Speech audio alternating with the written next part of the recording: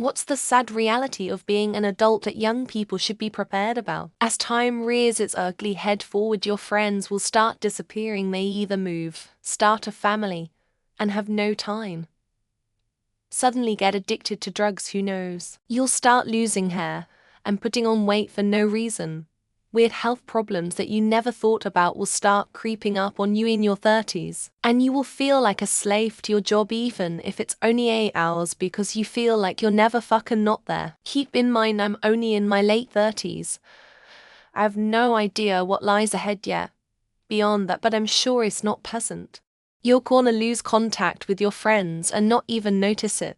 It's just gonna happen. Your body changes for the good and bad. I'm much stronger than I was as a teen. But I can't drink milk or eat cheese anymore. Weird trade-off. I think the shittiest part is people will die. Heart attack. Your buddy from the army will commit suicide. Your other buddy from the army will OD on heroin. And your mom will die of breast cancer. And the worst part, you gotta go to work the next day. It's a really fucking lonely, isolating time. You will have a good handful of people who actually care about you. But if you don't, you're kind of shit out of luck of some kind of support. Because even the people who care about you have to care for themselves.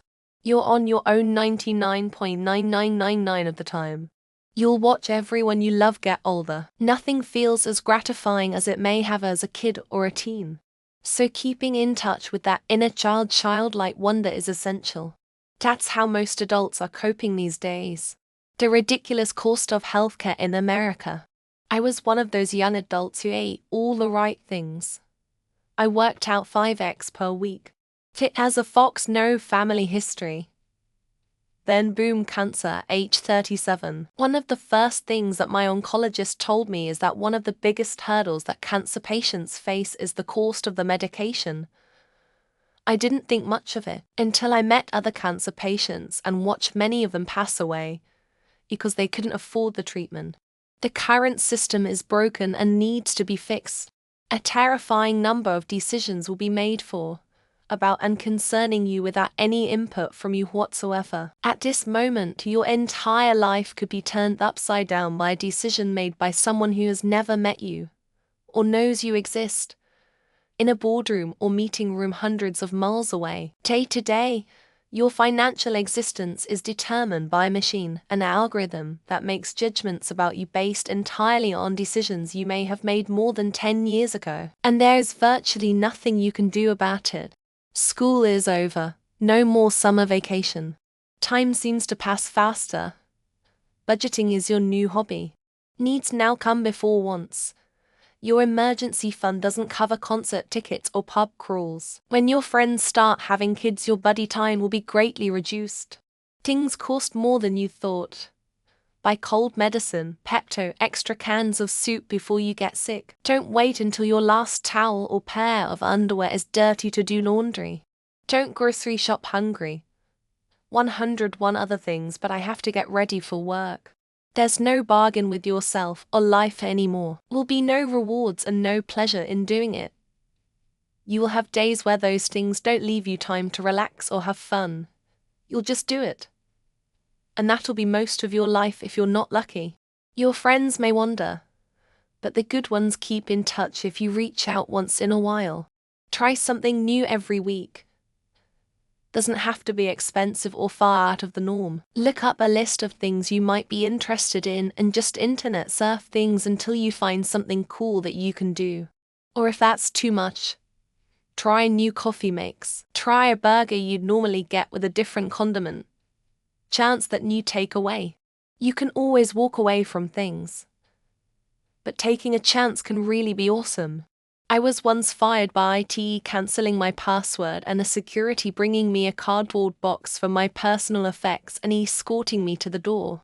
We are all disposable parts of the overhead. When I remarried and moved, I notified my supervisor I wasn't coming in again after I finished the last shift I wanted to work. That company had a history of replacing and firing people who gave notice. You are important to your employer as long as they make a profit off your labor. Stress. Turn up every day for 40 years. Be polite, commute, cook, clean, and be nice to your spouse. It's all hard work. Get ahead by working hard early, adjusting your expectations, and doing things you love in at half-hour window of free time you get. If you don't manage to put effort into all of your relationships, jobs, cleaning, fitness, you might experience poverty, loneliness, squalor, and obesity, or ill health. The years go faster than you would imagine. 27 by age, a bit more mature through experiences and personality. You have to suck up with work nowadays, because you care more about your future goals and settling down than years ago, that you get to be bold and reckless. And as you slowly build your future life with your SO, some decisions are crucial, not as easy and lightly done years ago. Time now is as important as money and water. Dizzy is understatement. I just get to fully understand recently that there ain't no race, ain't no marathon, ain't no climb. It's just a casual stroll. Enjoy it for what it is. You don't need much for a great stroll. Tasty food, a cool drink, clean water, some nice people to talk to, some fun activities to pass the time, and a shelter. Everything else is a bonus really, nice to have. But if you are content with and appreciative of the above, bud, you will be having so many happy moments in your life. You probably won't love your job.